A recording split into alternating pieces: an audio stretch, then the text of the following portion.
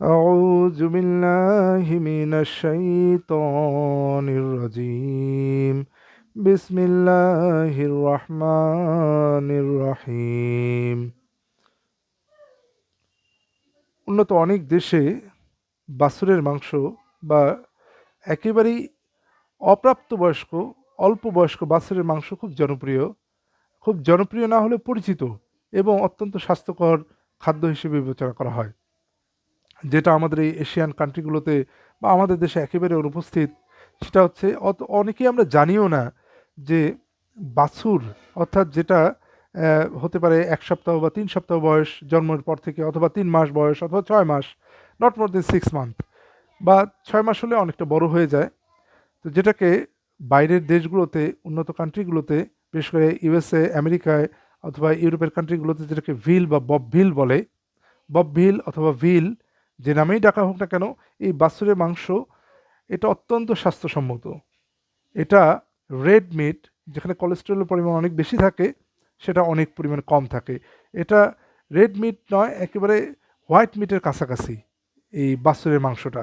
চলুন দেখে নেই বাছুরের মাংস বা রোস্ট করা বাছুরের মাংস সম্পর্কে আল্লাহ তাআলা কী বলেছেন পবিত্র কোরআনে।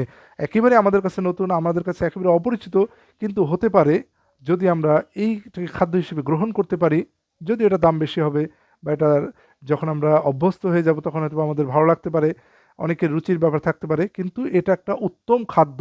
এটা আমরা এই কোরআন থেকে জেনে নেব। চলুন সূরা জারিয়াত ১১ নম্বর সূরা ২৪, ২৫ এবং ২৬ নম্বর আয়াত থেকে আমরা জানতে পারবো। বিসমিল্লাহির রহমানির রহিম। হাল আতাকা হাদিসু দাইফ ইব্রাহিম আল মুকরামিন ইয দাখালু আলাইহি ফাকালু সালামা ক্বালা সালামুন কওমুম মুনকারুন ফারাগা ইলা আহলিহি ফাজাআ বিইজলিন সামিনি। আমি তেলাওয়াত করেছি জারিয়াত ১১ নম্বর সূরা ২৪ থেকে ২৬। সেখানে আল্লাহ তাআলা বলছেন, তোমার কাছে কি ইব্রাহিমের সম্মানিত মেহমানদের বৃত্তান্ত এসেছে? যখন তারা তার কাছে আসলো এবং বলল সালাম, উত্তরে সেও বলল সালাম। এরা তো অপরিচিত লোক ছিল। অতঃপর সে দ্রুত চুপিসারে নিজ পরিবার বর্গের কাছে গেল এবং একটি মোটা তাজা গরুর বাছুর নিয়ে আসলো। আসলে মোটা তাজা গরুর বাছুর খাওয়ার জন্য নিয়ে আসলো।